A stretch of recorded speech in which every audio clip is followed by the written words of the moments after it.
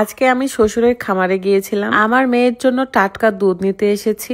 আগে বালতি ভর্তি করে দুধ হতো, কিন্তু এখন বাছুর বড় হওয়াতে কমে গেছে। সংসারের কাজের পাশাপাশি আজকে আমি খামারে গিয়েছিলাম, মানে ছাদে এসেছিলাম। এন্ড এত গরমেও এত সুন্দর ওয়েদার পাবো ভাবতে পারিনি। আসসালামু আলাইকুম, কেমন আছেন সবাই? আজকে খুব সুন্দর ডিজাইনের একটা ড্রেস পরবো। রুকাইয়া তার দাদা দাদির সাথে বাহিরে ঘুরতে গিয়েছে এন্ড আমি এখন একাই বাসায়। বাহিরে কিছু কাজ আছে তাই রেডি হয়ে গিয়েছি। তার আগে ঘরের কাজটা শেষ করে ফেলতে হবে। আজকে আমার খুব পছন্দের একটা থ্রি পিস পরেছি, খুব সুন্দর ডিজাইনের। এই ড্রেসটা সামনাসামনি আরো বেশি সুন্দর। রোজা ফ্যাশন ফেসবুক পেজ থেকে আপনারা এই সুন্দর থ্রি পিসটা পেয়ে যাবেন। এই ঈদে আপনার জন্য বেস্ট একটা চয়েস হবে। সো দেরি না করে এখনই অর্ডার করে ফেলুন। রোজা ফ্যাশনের পেজটা আমার ভিডিও ডেসক্রিপশনে দেওয়া আছে।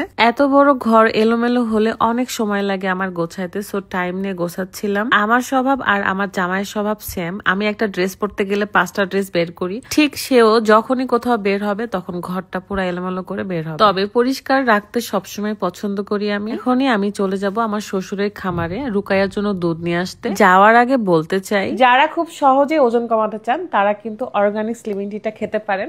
এই চাটা প্রতিদিন সকাল এবং রাত্রে খালি পেটে খেলে আপনার শরীরে যে এক্সট্রা চর্বি থাকে সেটাকে শুষে নেয়, সাথে আপনাকে স্লিম রাখে এবং ওজন কমায়। আমি তো প্রায় 3 বছর ধরে খাচ্ছি। আমি যদি না খেতাম তাহলে আমি মানে আজকে কতগুলো মূল্য হতাম তার কোনো ঠিক নাই। কারণ চিনি এবং মিষ্টি জাতীয় খাবার থেকে দূরে থাকবেন। আমি চা অনেকবার বানানো দেখাইছি, এই জন্য আজকে দেখালাম না, জাস্ট শেয়ার করলাম। সকালে ঘুম থেকে উঠে আমি চাটা খাইছি। যাদের থাইরয়েড ডায়াবেটিক্স আছে তারাও খেতে পারবে, শুধুমাত্র প্রেগনেন্ট আপুরা বাদে। কিন্তু বেবি হওয়ার 1 মাস পর থেকে আবার খেতে পারবেন। সো যারা যারা সহজে ওজন কমাতে চাচ্ছেন জাস্ট চা খাওয়ার মাধ্যমে, তারা এখনই ইউনিক কালেকশন ফেসবুক পেজ থেকে এই চাটা অর্ডার করে ফেলুন। পেজটা আমার ভিডিও ডেসক্রিপশনে দেওয়া আছে। সো দেরি কিসের, এখনই অর্ডার করুন। আমার কাজ মোটামুটি শেষ, এখন আমি চলে যাব। তার আগে দেখাই যে কয়টা বাজে। আমার এই পছন্দের মোবাইলটা এখন আমার কাছেই কিন্তু আছে। খুবই শখের একটা ফোন, তাকে খুব যত্নে রাখি। আমি তো ভয় পাচ্ছিলাম যে ওপরে কেমন গরম হবে, যেহেতু ছাদে যাচ্ছি। এসে দেখি এত সুন্দর মেঘলা মেঘলা ওয়েদার, আল্লাহ মাশাল্লাহ। গরুগুলো বড় বড় হয়ে গেছে, মানে আমি অনেকদিন পর আসলাম আজকে ছাদে। এসে দেখি গাই গরুর কাছ থেকে দুধ দোয়ানো হচ্ছে। আমি নিজেও এই কাজটা পারি। আমার নানুর বাড়িতে যখন গরু ছিল তখন গাই গরুর কাছ থেকে দুধ নামাইতাম। বেশ কয়েকটাই গরু রয়েছে, বাট কুরবানির জন্য যে আমরা কোনটা নিব আমার শ্বশুরের খামার থেকে সেটা অবশ্যই আপনাদেরকে দেখাবো।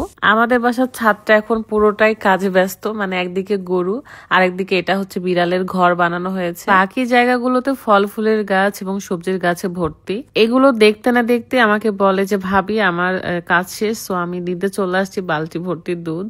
আসলে আগে বালতি ভর্তি হতো, এখন বাছুরগুলো বড় হওয়াতে একদমই কমে গেছে। কথা বলতে না বলতেই দেখি যে একদম রোদ উঠে গেছে, মানে গরম শুরু হয়েছে। যদিও বা আমি বেশিক্ষণ ছাদে দাঁড়াবো না, কারণ রান্না বান্না করতে হবে।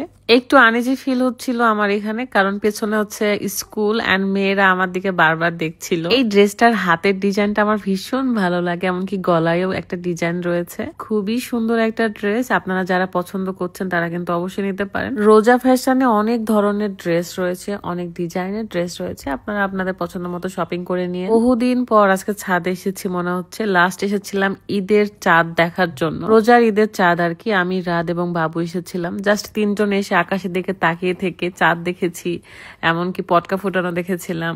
এই তো আজকের মতো বিদায় নিচ্ছি। সবাই ভালো থাকেন, আল্লাহ হাফেজ, আসসালামু আলাইকুম।